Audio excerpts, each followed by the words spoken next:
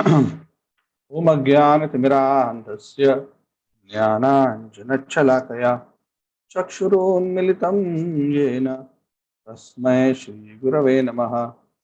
श्रीचैतन्यमनोभीष्टं स्थापितं येन भूतले स्वयं रूपः तदा मह्यं ददाति स्वपदान्तिकं।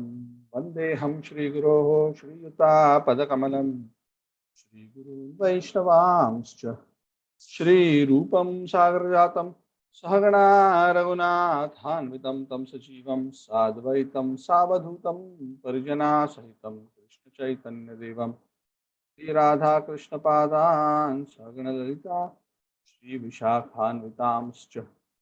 हे कृष्ण करुणा सिंधु दीनबंधु जगतपते गोपेशा गोपिकाकांत राधाकांत नमोस्तुते। तप्त कांचन गौरांगी राधे वृंदावनेश्वरी शुभानुसुते देवी प्रणमामि हरिप्रिये।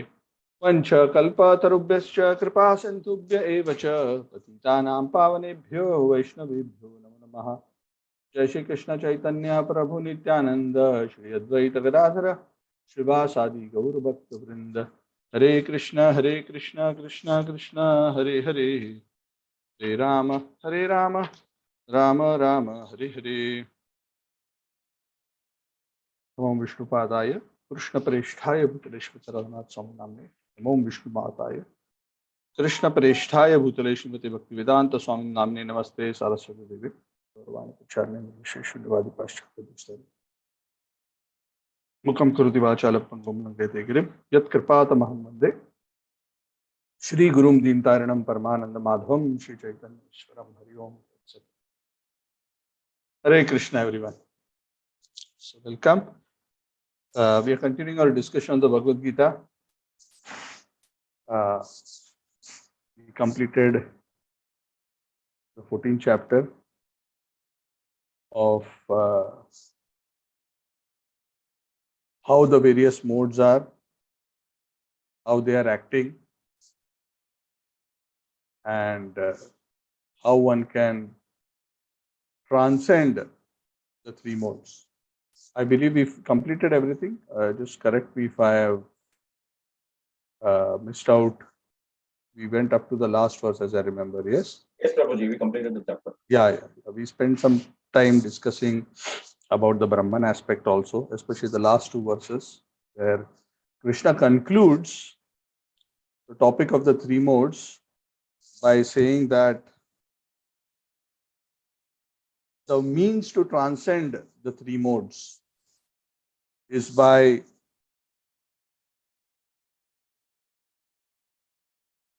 engaging in unalloyed pure devotional service. And then one can attain the level of spiritual existence. That platform of spiritual existence is known as Brahman. And Krishna says that ultimately that platform of Brahman and that Brahman effulgence, which is representative of that platform, is actually resting on him. Which means Krishna, as the personality of Godhead, this transcendental form, is the original truth from which even the Brahma Jyoti comes. The scriptures elsewhere say, Tasya eva tanubha. That this Brahma Jyoti, seemingly all pervading light, spiritual light, is not tube light, spiritual light, is not resting without a source. It's like when we walk into a room and we see it is full of light. Is it that light is just floating in that room? The light is emanating from some source. Krishna is saying, I am that source. Brahmano hi pratisthaham.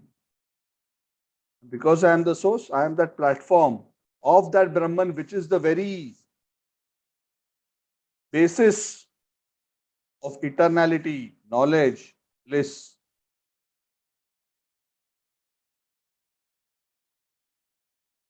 So the lesson from the 14th chapter is again the same as the conclusion of the Gita, which Krishna is repeatedly mentioning across, which is Your entanglement is because of the modes, and your influence of the modes is coming because you have a desire to enjoy.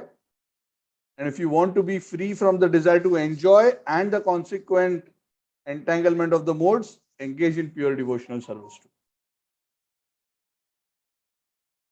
It is quite amazing how foolish some people may be, that even after such clear instructions by the Supreme Personality of Godhead, many are still interpreting it otherwise. Anyway, so having given that clear instruction, and actually just want to mention one point, that as Krishna goes on reconfirming and reaffirming this as the necessary and sufficient process of spiritual perfection, Bhakti Yoga. Necessary and sufficient. What does necessary and sufficient mean? Necessary and sufficient means you have to do bhakti, and if you do bhakti, it is adequate. Nothing else needs to be done. And Krishna has mentioned this in the Gita, hinted at it, and very detailed explained in the Bhagavatam, that if you perform bhakti, then automatically the results of jnana, karma, yoga automatically come. They are included within the results of bhakti as byproducts. You do not need to separately execute. A bhakta doesn't have to worry, oh, I am not doing Ashtanga yoga, I am losing something. Oh, I am not doing jnana yoga, I am losing something. I am not doing big yajnas, I am losing something. No. Yadneshu daneshu tapaschu chaiva. The Bhagavad Gita also Krishna says. Whatever fruits are to be obtained by all of this, simply by surrendering to me, the same fruits are available. And many, there are. Bhagavatam is full of these kind of verses. So through this, we have to develop that conviction that bhakti is both necessary and sufficient. Bhakti looks simple, but at the same time, it is extremely deep and profound. It is the very nature of the soul.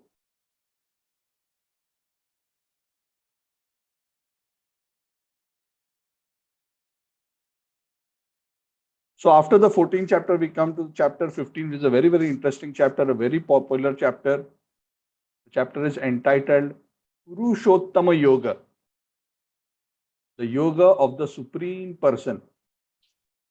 One of the peculiar characteristics of this particular chapter is it is the shortest chapter. I think there are 2 chapters, if I'm not wrong. 20 verses. Bhakti Yoga Adhyay 12. Correct. 12 and 15. Very short. So the 15th chapter also very short, but each and every verse is laden with very deep message. Yoga of the Supreme Person. So in the previous chapter, chapter 14, Krishna explained that he is the basis of the Brahman. He also explained, like we just discussed, that through bhakti you can transcend and come to that platform of Brahman. You can transcend Maya and come to the platform of Brahman. But at the same time, attaining bhakti or cultivating bhakti, which is a positive cultivation, also requires a simultaneous cultivation of avoiding entanglement in matter. So there is also a parallel process going on, which is about detachment from matter. Now, this doesn't mean that you have to execute a different kind of yoga, but what this means is that if you are not careful while you are living in this world and cultivating bhakti, in terms of curtailing and regulating your materialistic enjoyment spirit, if you're not careful, you're going to remain entrenched in this material world. Remember the story of the boatman who was taking the marriage party across the river. He was rowing and rowing and rowing all through the night with the marriage party sitting. Everybody thought they're progressing to the other bank, but when sunlight came, they're still at the same bank where they were. Why? Because the boatman had forgotten to remove the anchor. So while we are trying to propel ourselves towards God, going towards God means going away from Maya. You have to understand. You cannot be simultaneously in light and darkness. Krishna Surya Sama Maya Haya Andhakar. Maya is like darkness. Tamaso Ma Jyotirgamaya. Don't go towards darkness, go towards light, which means they are in opposite directions. You cannot say I want to be in dark light. I have best of both worlds, dark light. No. There is no cold fire, there is no dark light. So these are opposite ends of the spectrum. So here we are not talking about following of Jnana Yoga, but we are talking about being careful to remain detached from the enjoyment propensity of the material world. And in essence, bhakti includes attachment to Krishna and detachment from matter. Because if you are not detached from material enjoyment, you cannot become sufficiently attached to Krishna, isn't it?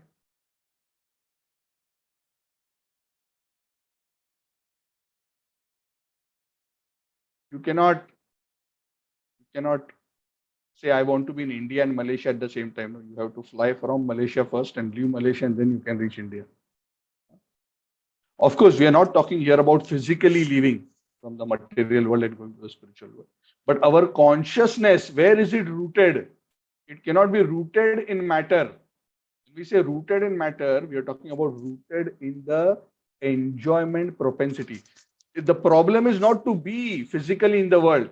That is not the problem. Even the great saints are. Even the pure devotees are in this world. The problem is not the world. The problem is our desire to enjoy the world independent of the Lord.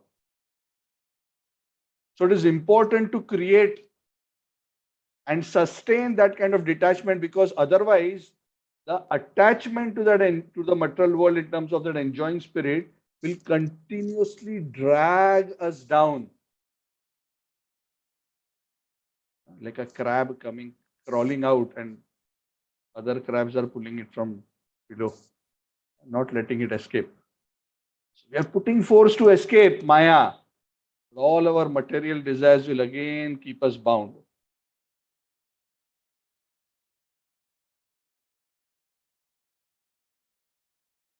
So in this chapter, Krishna is addressing that dimension, that it is important. While yes, you need to engage in unalloyed devotional service, you also need to understand the dimension of being detached from this materialistic enjoyment, and to understand that concept of detachment, one must understand what this material world actually is. When you understand what is this material world, what is the purpose, what is the relation of this material world with the supreme truth, then we will understand and logically conclude that the desire to enjoy the material world is actually the cause of our problem.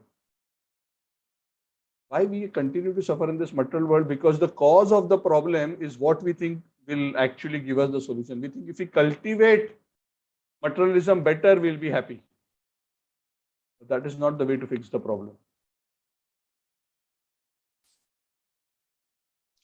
So Krishna explains in this chapter, he explains the material world by giving a very beautiful example of a banyan tree. Some people say banyan tree, not banyan. Banyan is what we wear, what men wear. So sometimes it's very embarrassing. Some person is sitting on the Vyasasana saying banyan tree. In India, you will see banyans hanging on trees being dried there, but that's only for India. But this is banyan tree. Okay. So a banyan tree is given as a wonderful example to explain the concept of the material world and its relationship with the spiritual world in a very beautiful analogy. And the first couple of verses, actually first 4 verses, deals with this analogy and very beautifully Krishna explains. So I'm going to quickly summarize that. They're very, very beautiful verses.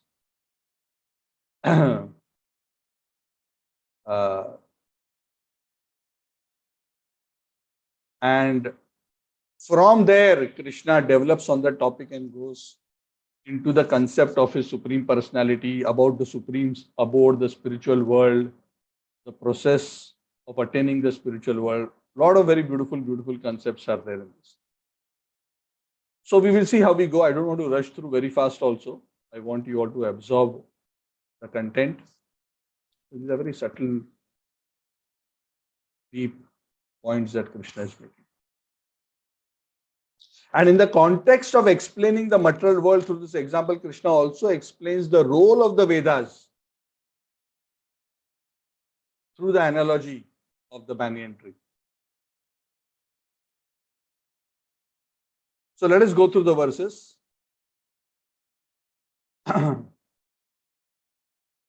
Shri Bhagavan Uvacha Urdhvamulam Madhashakham Ashwatham Prahuravyayam Chandamsi Yasya Parnani Yastam Veda Savedavet. What I'm going to do is I'm going to recite the first 3-4 verses, then we'll discuss them together rather than going through one by one.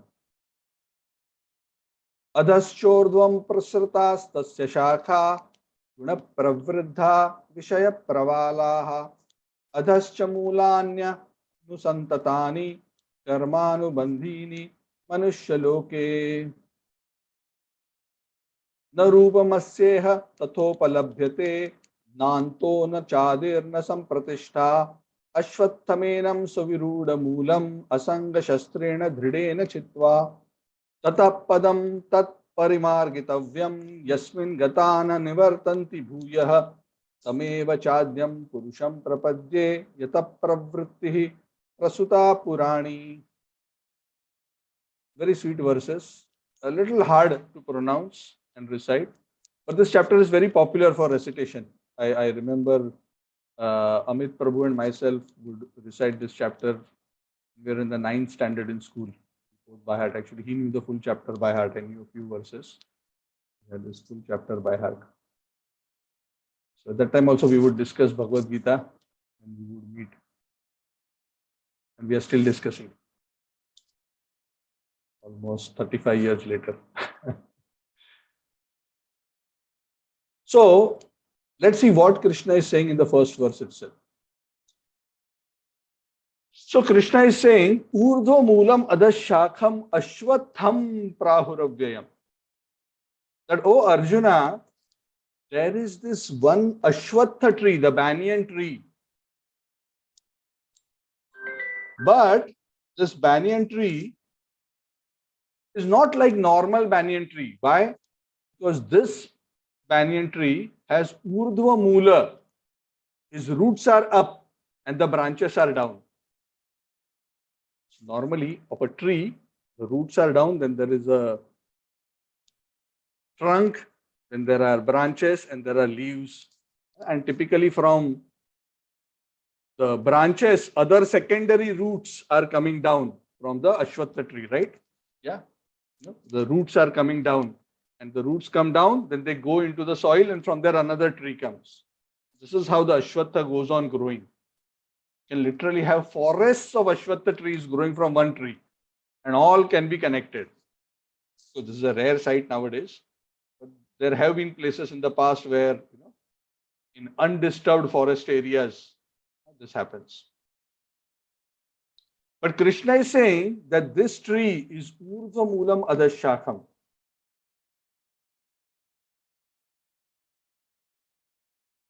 So where can one find this kind of a tree?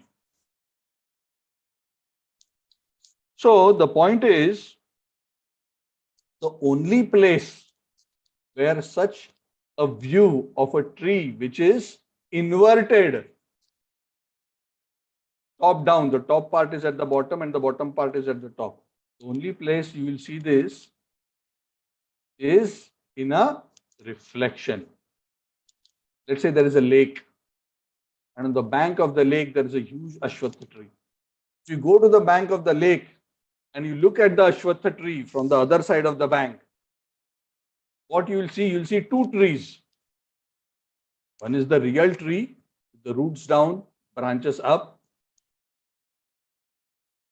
And in the water, you'll also see the reflected tree. The reflected tree has its branches down and roots up. Correct? So that's how a reflection is, right? The reflection is going to be like this, right? One is the original, one is the reflection. What is up in the original is at the bottom in the reflection. What is the bottom in the original is at the top in the reflection. So Krishna here is giving an example of an original tree and a reflected tree. So when he's explaining the material world and saying that this material world is like an inverted tree, Krishna is essentially comparing the material world to be a reflection of the original tree or the original world.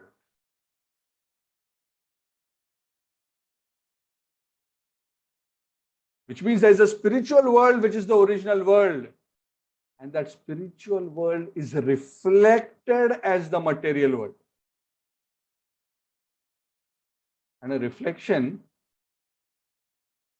is not substantial, correct? Because it's a reflection. It is there, it is based on the real existence, but it is not real. It is temporary, it is a reflection.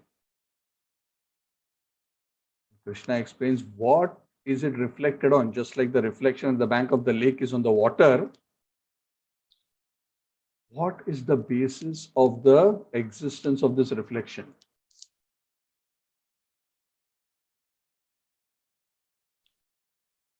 The reflection in this world, of this world, which is based on the original world, the reflection is caused by desire.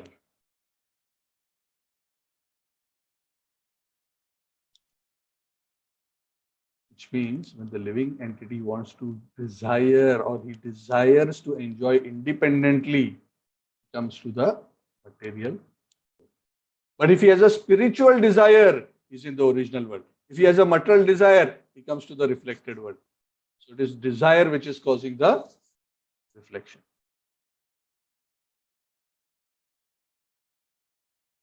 And if you want to become free from this material world, which is the cause of so much distress, then you must understand this fact and rectify your desire by removing the material desire and replacing it with the pure desire. Then you are no longer in the reflection, you're back in the original. Okay? As simple as that. If you break the reflection, at least for yourself. Of course, the world continues to exist because there are so many others there. But for you, you are no longer trapped in the reflection. You go back to the original.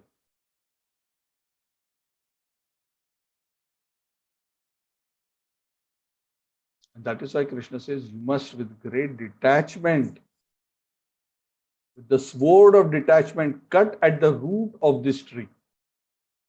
Now, this topic and this analogy we can discuss in great detail. I'm going to mention briefly because otherwise it will take too long. Actually, this analogy itself we can discuss in great detail. But let's discuss how Krishna compares this tree. Different parts of the tree, Krishna compares the reflection. Krishna compares with different things. So I'll quickly go through it.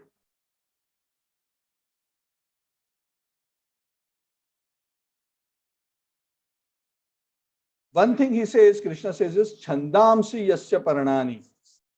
The leaves of this tree are actually the hymns of the Vedas. The hymns of the Vedas are actually guiding us how to live in this world and how to get out from the reflection and go back. Yastam Veda Savedavid. So he who's residing on this reflection, if he becomes conversant with the Vedic scriptures, then he knows how to live in the reflection and he also knows how to go back to the original.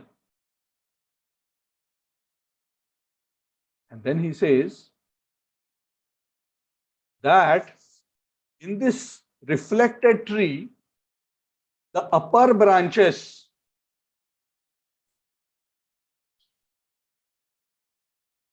are representing the higher planets of the Devatas, Gandharvas, Siddhas, etc. Whereas the lower planets are the lower branches. Various branches are compared to various planetary systems where various kinds of living entities are residing. So Brahmaloka is practically near the root of the tree. Because it's also near the root of the tree, it's also closest to the original. Remember, because the root of the real and the root of the reflection are very close to each other. It's a reflection. So Brahmaloka is very close to the spiritual world. In terms of, it is not very contaminated, very almost pure, but not yet fully pure. This tree in this material world, this reflected tree, it is being nourished and watered by what? By the three modes of material nature.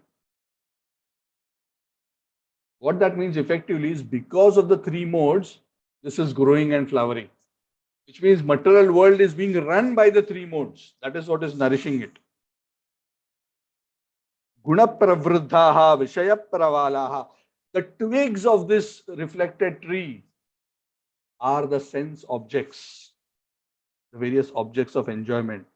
And the tips of the branches are the senses which are attached to the sense objects.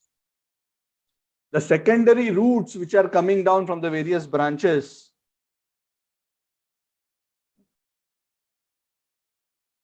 they are the materialistic activities which bind the living entities to this material world. Karmanu bandhini manushya. And they are represented by various kinds of attachment and aversion. So we are bound to this material world because we have a material desire, and material desire is reflected in two ways: attachment and aversion. Please remember this. Material desire is expressed in two ways, right? Attachment and aversion. Attachment means I want, I want, I want. This is what I want. And aversion, these are the things I don't want. And all these attachment and aversions based on consciousness are within the three modes. And these kind of aversions and attachments is what causes the living entity to perform either pious or impious actions.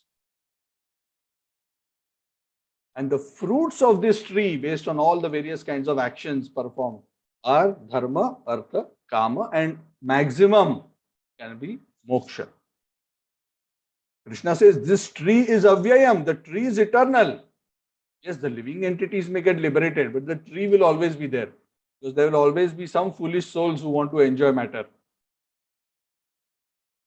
Many times, many people would ask Prabhupada, what when all the souls, one materialistic person asks, oh, what if all souls get liberated and go back to Krishna?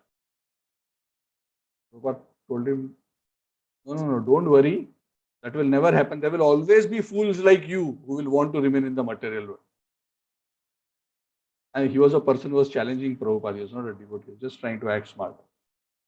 Prabhupada said, don't worry. There will always be some foolish people like you who will want to remain in the material world. So there are practically unlimited living entities. So the concept of the material world, even though material world is created and destroyed, there will always be living entities within the material world.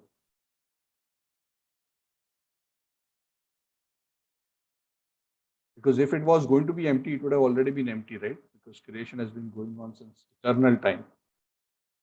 So why not now? If it cannot happen now, it will never happen. Isn't it? Yes. If something is beginningless, and if something could have come to an end, if it could have come to an end, it would have already come to an end as an overall concept. Yes, individual souls can be liberated, but the number of souls is unlimited. But for the individual, he can become free from the reflection. He can take the acts of knowledge, of detachment based on knowledge, and hit at the root of this material tree. What is the root? The root was the desire to enjoy. If he hits at the root of that tree,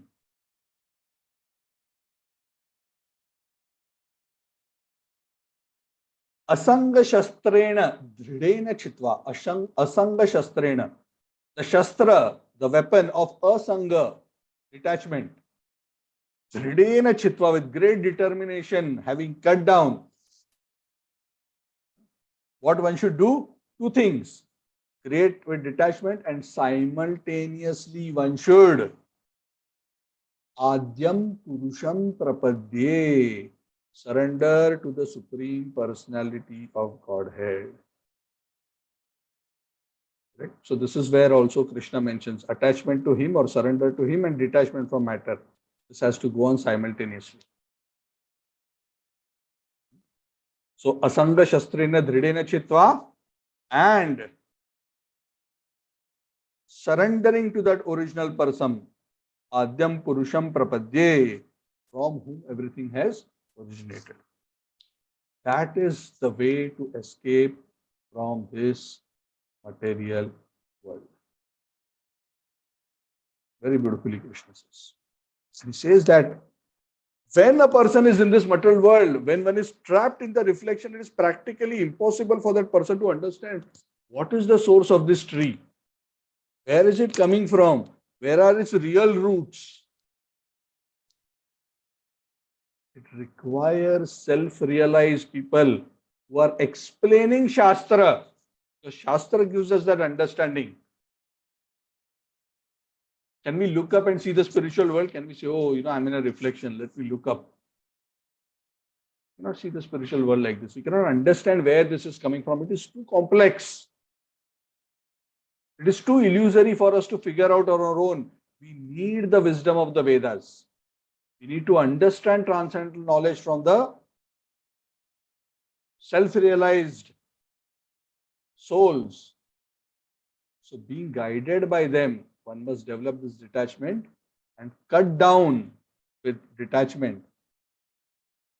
And one must seek to go to that place from which, having gone, one never returns.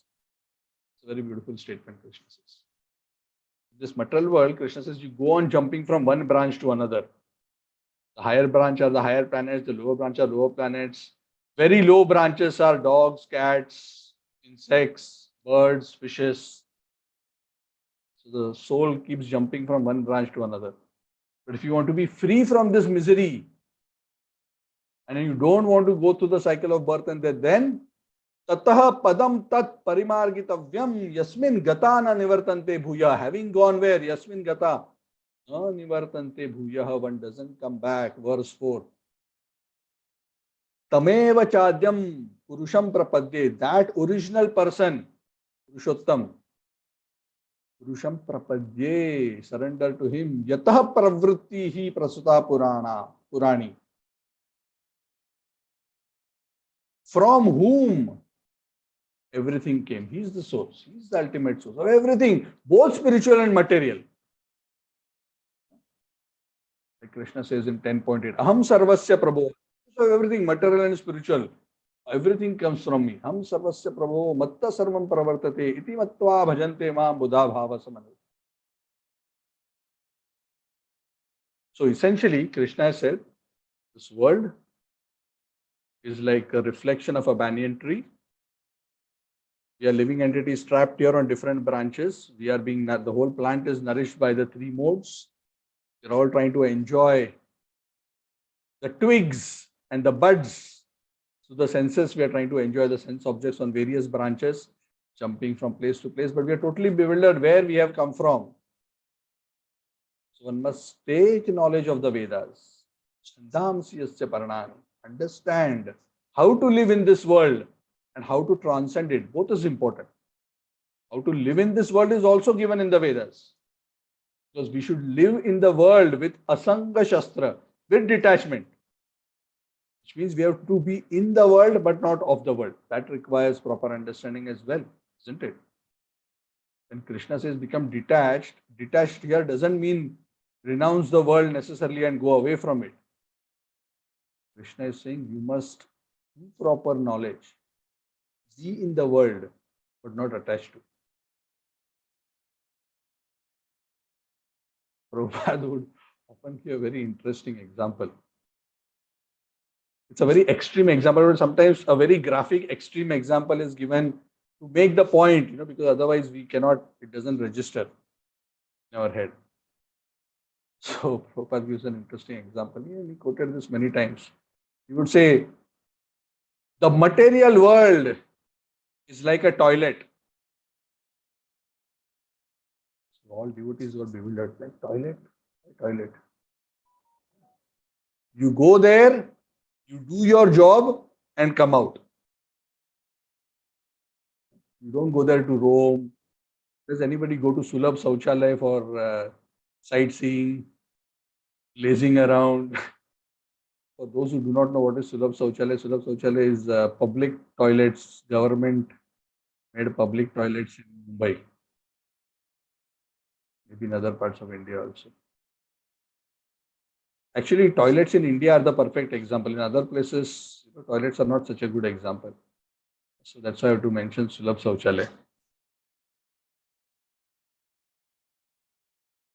So you just want to go there, do your job, and come out. It has a function. It is providing a service, but there is. So it's a bit extreme, but I think it makes the point. The point is that yes, there is a utility, but you have to know how much to be there, what to do. You do what you need to do. Don't meddle and touch here and there, go here and there. Just do your job, wash your hands, eat, come out. So Krishna is saying, go to the spiritual world, don't get trapped here. But while you are here, learn how you are supposed to stay here, how you are supposed to conduct yourself. Otherwise, you will end up getting dirty. You will get dirty with the three modes. You will get trapped in material existence. So don't do that. Asanga shastrena dridena chitta. We become attached to the toilet also. Krishna says, no, become detached. Knowledge. And what is that knowledge? There is a beautiful world. There is no birth, no old age, no disease, death, no suffering. Why are you attached here in this illusory world where you have to jump from branch to branch, go through birth, old age, disease, death, birth, old age, disease?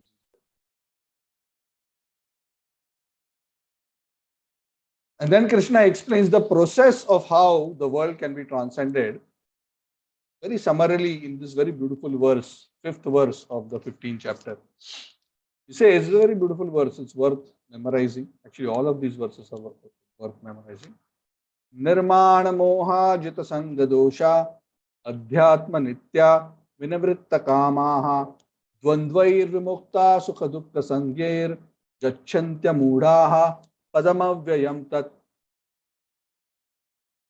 Very nice. How one can go to padam avyayam tat, that pada, that platform, correct, of transcendence. That avyaya sthana, where there is no decay, where there is eternity. How one can achieve that sthana, pada? Krishna says, the process of going there is becoming one, nirmana moha, becoming free from false prestige and illusion. Jita sanga dosha. Sangha means association, dosha means fault. So do not be trapped in false association. Just like what we just mentioned about the toilet. Now be careful, don't go and touch here and there.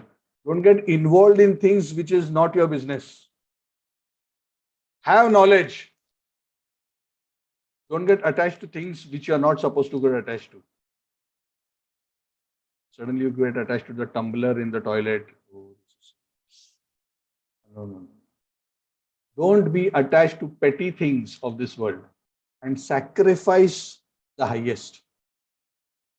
Adhyatma nitya vinivritta kamaha. Adhyatma nitya means understand the transcendental. Remember, this is where you have to go.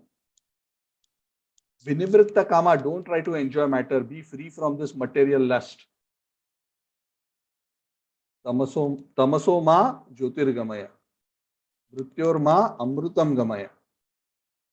You have to continuously remember, here, remaining here by desiring to enjoy materially means suffering. So I have to become free from this by becoming equanimity, by having equanimity in this material world to enjoyment and suffering. Dvandvair muktaha, becoming free from dualities. And he gives the example of freedom from duality is sukha dukkha samgir. Material things, nice things happened, okay. Bad things happened, okay. For example, yeah, when we go to a toilet, yeah, sorry, I'm just sticking to this example since we have just taken this example. I hope you're not feeling repulsed by it.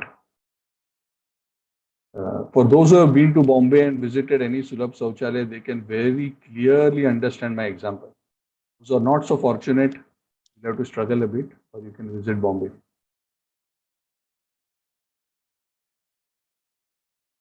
So even if in a toilet, in some places,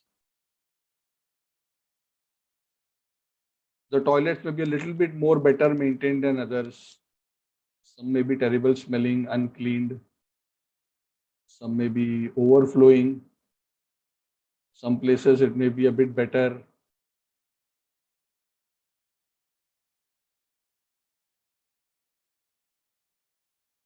But in any case, an intelligent person still goes there, just does his job and comes out. He doesn't become attached to it.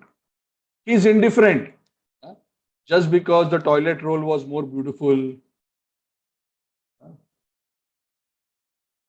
or the commode has a beautiful color, he doesn't say, let me sit here for a few more minutes. So sukha dukkha samgir, a little bit of better quality or lower quality, he's neither repulsed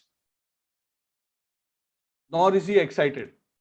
Because he knows it's all temporary. I just have to do it because I'm not going to get anything substantial value from this variation here. I have to tolerate the variation. I don't have to get either excited or sad about it. Gachanti amudaha. If you have this understanding, you'll be amuda, not bewildered. You'll be very clear. I'm here for this purpose. I will do this and I want to go. Gachanti amudaha. Such unbewildered persons can attain the transcendental supreme destination.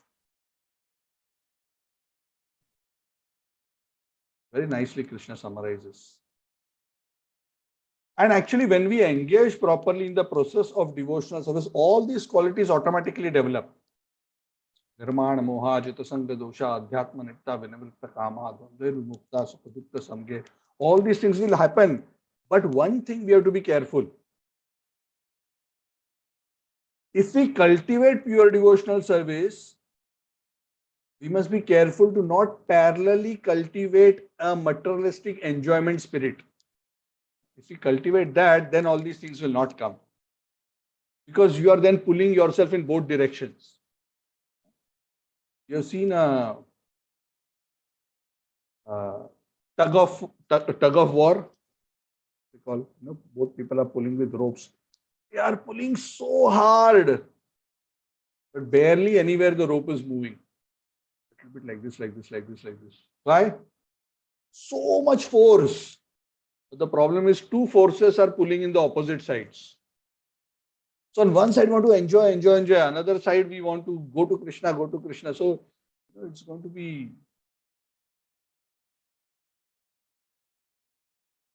So this again doesn't mean that one doesn't have to, one has to renounce the world, but one has to be careful not to develop a materialistic enjoyment spirit. And to be able to do that, especially for people like us, it is highly recommended that we cultivate this kind of a detachment by seeing everything in connection to the Lord. And that is why it is encouraged that we worship the Lord at our home, install deities if possible and worship them, and see our house as for the Lord, the food that we cook for the Lord. We as his servants, When we cultivate that spirit, even though we are cooking, eating, living in a nice house, we spiritualize everything and understand everything as His grace, His prasad, His ownership. And then we do not have this moha armana. We can become nirmana moha without illusion and without pride.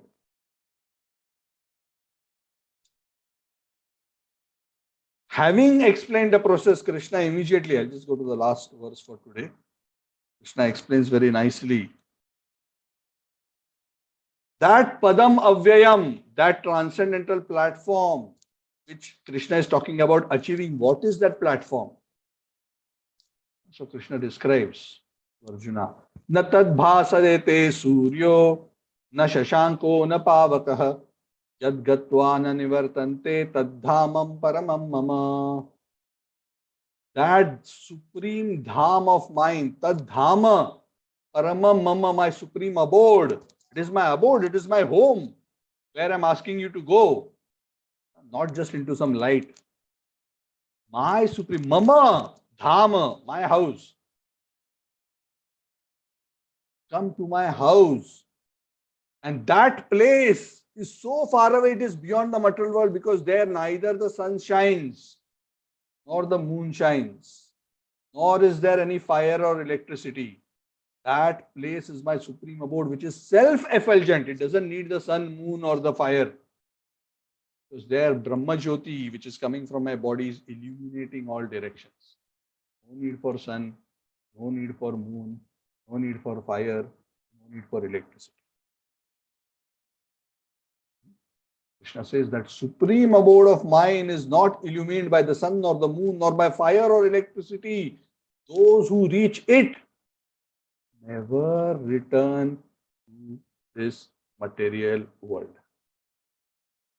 So this is the advertisement from Krishna. Reach here, never come back again.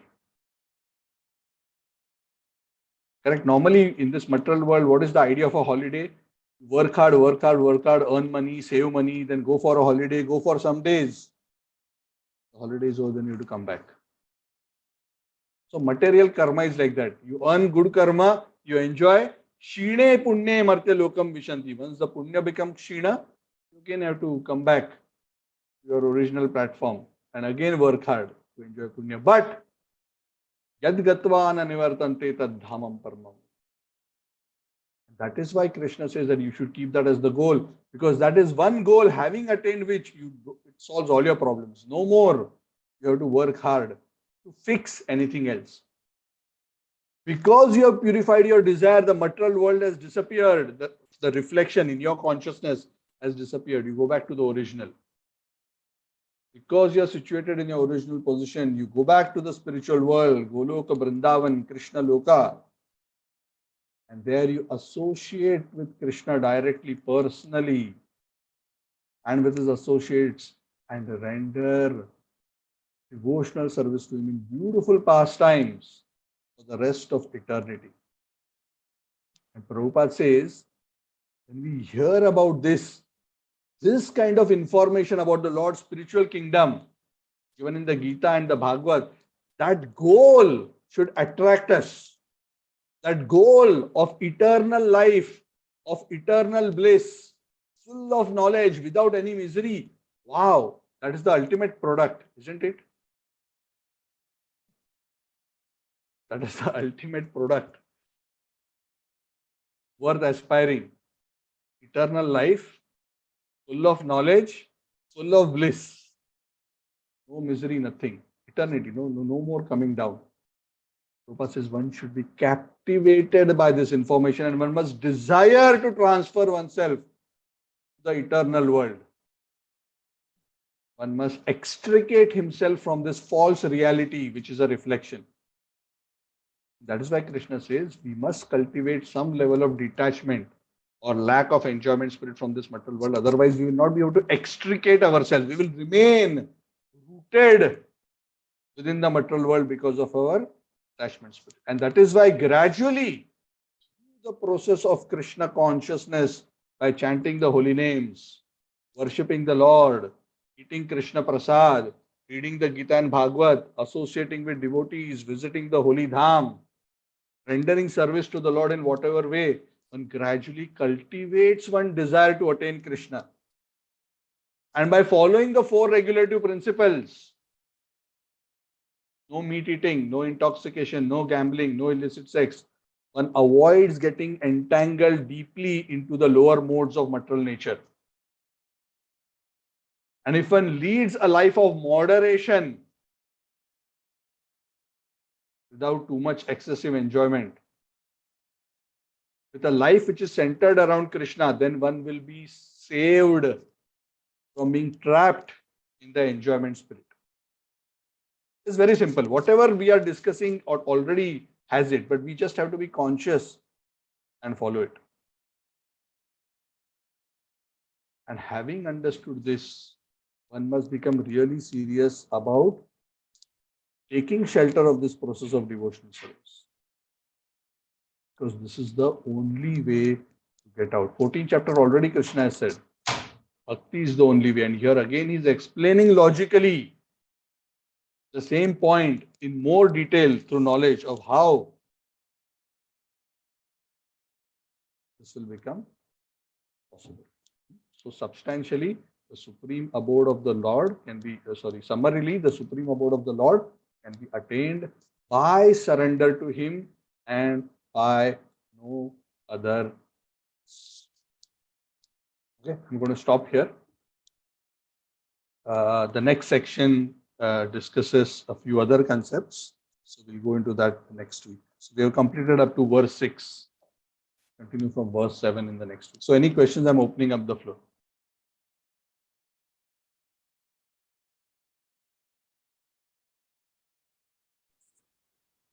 Hare Krishna, Prabhuji, I don't have any question or query. Yes. But when I was 8 or 9 years old, I don't remember exactly, but I used to go with my friends to Gita class. We used to sing these two Adhyay, Bhakti Yoga and Purushottam Yoga, without having any knowledge, just reciting like a poem. But now, thanks to you that I have come to this stage now, the knowledge of the Bhagavad Gita now I'm learning through you. Hare Krishna. Hare Krishna. Thank you. Yes, the sad thing about all of our situation is, all of our meaning of Indians in general is, so many people by heart the Bhagavad Gita, but they have no idea what it is about. And anyway, by hearting is purifying at one level, so we are not discouraging that. That is better than not touching the Gita at all. But that also creates, slowly it will create the right impressions. So it is not that any of that was futile. Our every contact with every word of the Lord is creating the right impressions. But nothing replaces transcendental knowledge. And that is why Krishna in the 4th chapter says, to understand this knowledge, one must approach the teachers in a bona fide parampara, then the knowledge will be properly understood. Otherwise, it becomes parrot knowledge. Parrot can also speak sometimes some words. Hare Krishna, Hare Krishna. Prabhupada would often gives very excellent graphic examples. Parrot has been trained by his masters to say Hare Krishna, and he says in his own voice. But whenever one day a robber came to the house, he saw that the parrot is there, and the parrot started making sound, Hare Krishna, Hare Krishna. So the robber came, he wanted that the parrot doesn't wake up anybody else. He went and shot the neck of the parrot who was in the cage. He opened the cage, shot the parrot, cut his neck. The parrot's neck was caught and squeezed. What came out from the mouth of the parrot? Hare Krishna did not come out. Ka, ka, ka, ka. Because no actual understanding, realization of Hare Krishna, surrendering to Krishna, it was only parrot. He was just repeating, no understanding. So we don't want to be left at that stage. That's a good beginning point. But we want to come to the stage of understanding so that we can, at the right time in our life, in the right situation, we know how to respond. We know how to always our devotional service should lead us to always having a vision of divinity, to see the connectedness of everything to the Lord always. It's a cultivation. It doesn't come suddenly like this. Usually we have to cultivate it by connecting everything in our life to Krishna. And seeing that vision of divinity and continuously taking shelter of the Lord in every situation. That's a cultivation. And when we learn to live like that, we are always in communion. That is when the verses have actually gone in and manifested as our consciousness. That is where we want to be. So thank you. Yes, many of us recited, but we are now fortunate by the grace of Prabhupada and all the other acharyas. We are able to have some understanding. Thank you. Thank you.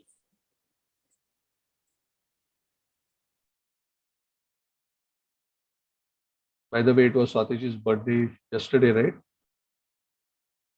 Yes, so we request all the devotees to pray for her and give her your blessings. She's a very wonderful devotee.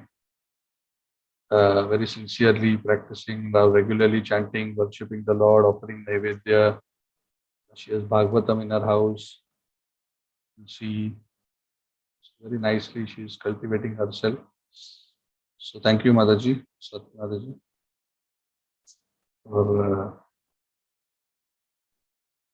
taking this message seriously. Any other questions, comments?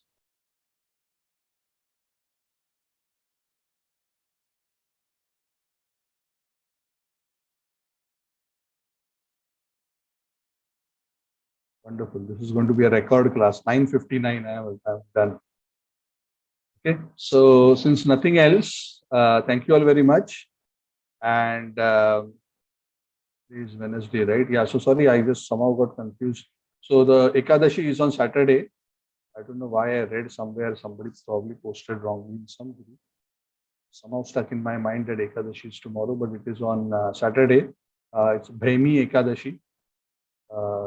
It's also a very special Ekadashi. So that's on Saturday. So our next class will be on Saturday evening on the Ekadashi day. So the Bhagavatam class. And this Sunday will not have a class. I think some of you attended Jalnas Bhakti Chaitanya Maharaj class the other day. Very nice discussion on the 10 offenses. If you missed, there are many lectures online also of the detailed description of the 10 offenses. I will strongly encourage. Later, we'll also try to find some links. Because this class Maharaj gave had a simultaneous Bengali translation. So it was slightly slower at its pace, but very nice and exhaustive. But there are many other classes also and various devotees, sannyasis, brahmacharis on the topic of 10 offenses. So please go through that. Those who are serious, cultivate the chanting of the holy names. Again, this is the same principle. You want to go ahead and not be pulled behind. So you want to make progress. If the force of pushing is more than the pulling, only then we move forward. If the pulling is more, then we will go backward. Yeah, Hare Krishna Prabhuji. Yes, yeah, I'm working, sorry. Yeah, so I was on audio call. I have one doubt regarding that Sunday's session which Chaitanya Prabhu took. One doubt, Prabhuji, what Bhakti he Chaitanya was, Maharaj. yeah, Bhakti Chaitanya Maharaj. So he has said that if prasad has been offered to demigod, we should not ideally take it. So this is something I need a clarification on that, Prabhuji. Because we will not know, right, if you go to temple, whether it has been first offered to Vishnu and that then it's coming through demigod. Yeah, so the principle is, so that is correct. So the principle is that Kamaistaiste Ritagyana Prapadyantanya Devata. Krishna says in the 7th chapter that generally men who are affected by lusty desires worship the Devata. So when such people offer offerings to the Devatas, they are not offering Devatas offerings with purity. They are offering offerings with kama. So the food that they are offering is mixed with kama, which means dhanam dehi, give me wealth, Okay. whatever is the material. So the principle is, it is not that the prasad of the devata has a problem. It is the mentality of the person worshipping which enters the food. So if a pure devotee, if you, Suraj, Swati ji or Sarva Lakshmi Mata ji, Shraddha ji, offer with a pure desire, Lord Ganesh, to Lord Shiva, understanding their position as either an incarnation, energy, or a vibhuti of the Lord, as a great personality who's in the administration of the Lord, as a great devotee of the Lord, and worships them as such and offers them something, that prasad is acceptable. We don't have a problem. Yeah. So the problem is not the devata. The problem is the mentality of the worshipper. Okay. But in case of temple, And that is true even for offering to Krishna, by the way. And Okay. if a person with a materialistic consciousness offers to Krishna also, that problem doesn't disappear. But generally, materialistic people don't come to Krishna.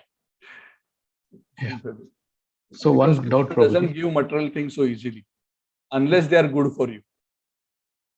Yeah. So in all temple, right, the first offering sacrifice goes to Vishnu. Should, but whether they follow, I don't know. That is the problem of Kali Yuga. The problem of Kali Yuga is that they don't do that. In Somnath temple of Lord Shiva, Somnath, you have heard of Somnath? Yes. Have you seen the altar properly? If you see the altar, you just go Somnath darshan is live. I many times take darshan of the various Jyotirlingas live on YouTube. Ujjain, Kalabhairav, Trambakeshwar, Kashi Vishwanath also every other day I take darshan. This may not be the practice everywhere, but Somnath, there is a deity of Lord Narayan behind the Shivlinga back. Okay. And the pujaris have told, this is true, they told my brother that we only offer Vishnu Prasad to the Shivlinga. We offer the Naivedya first. And same thing is done in Bhuvaneshwar. The Prasad is first offered to Jagannath Baldev. There is a special temple of Jagannath Baldev. I forgot the name of the temple. Anybody remembers? Vasudev. Ananta Vasudev. If I am not wrong. It is next to the Bindu Sarovar, isn't it? Or what is it? I think it's Bindu. There's a lake, and next to it there is Ananta Vasudev temple, and the temple of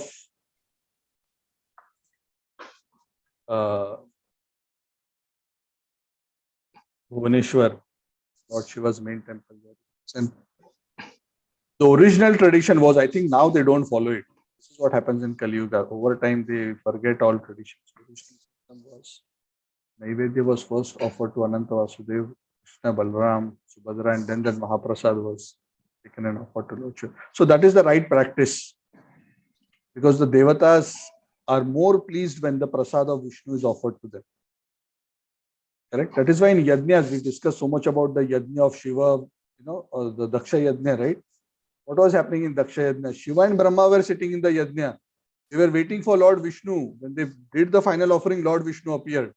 Then the Ahuti was offered to Lord Vishnu, and then the Prasad was given to Shiva, Brahma, and others.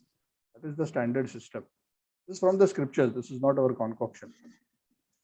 And in all Yajnas, that is why the Yajnapati is always Vishnu first. And then all the devatas are given their share of the Yajna after having offered it to Vishnu. So that is the proper system. So when something is done like that, then that prasad is, even if it is offered to the devata, it is his grace. So Prabhuji, my doubt now, we don't know, right, who are called for puja. You don't know, very offered. simple, right? If you don't know whether this food is good or not, what will you do? Simple. Yeah, that is what my question, Prabhuji. You How don't do have we to ask. accept that? You don't have to ask me, no? Why I didn't get you, Prabhuji. Why? Yeah. I have already explained to you the principle, right? So after this, Yeah. there is nothing else remain to be asked. Yeah.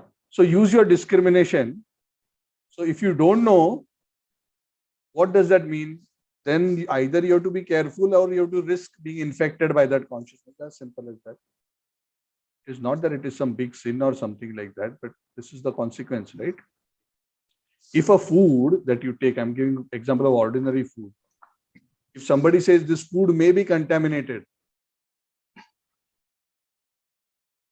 correct? Okay.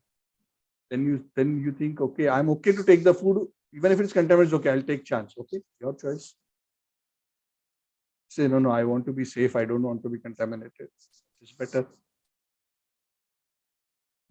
But the point is, we are not at any point disrespecting a devata. We have to be very clear of that.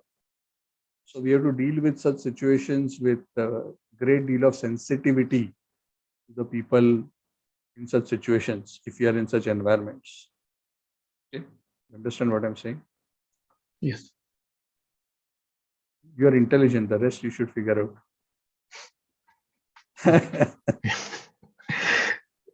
Yeah, so we are careful. Yeah.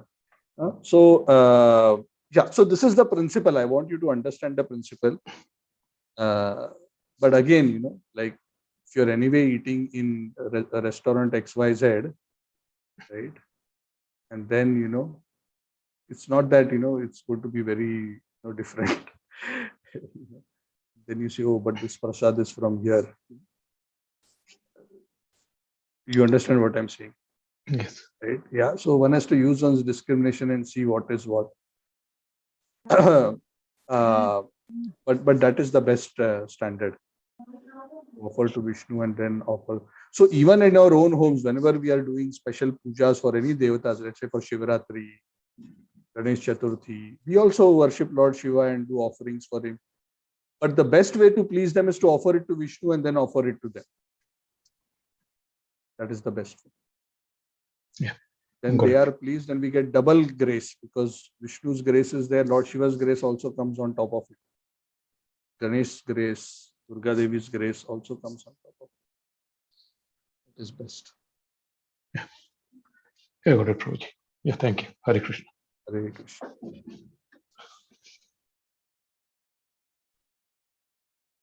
Okay. So I will see you on Saturday. Thank you very much. Granthara Srimad Bhagavad Gita ki Jai, Srila Prabhupada ki Jai, Samaveta Gaurav. Thank you, Prabhu. Hare Krishna. Thank you. Thank you. Hare Krishna. Thank you, Prabhuji. Hare Krishna. Krishna. Hari Bol. Thank you, Hari Prabhuji. Bol. Hare Krishna.